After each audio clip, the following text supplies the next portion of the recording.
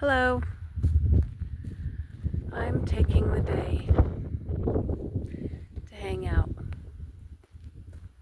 on the top of the mesa in the local cemetery. It always amazes me how many unmarked graves there are in New Mexico. I grew up in Wisconsin. I never remember seeing unmarked graves like this.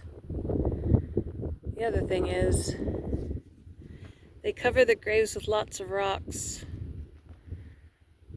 or with concrete so the animals don't dig up the bodies like coyotes and such. One day I'll tell you the story of Madrid, New Mexico, and an unearthed grave there. Happened not that long ago. It's a thing that happens.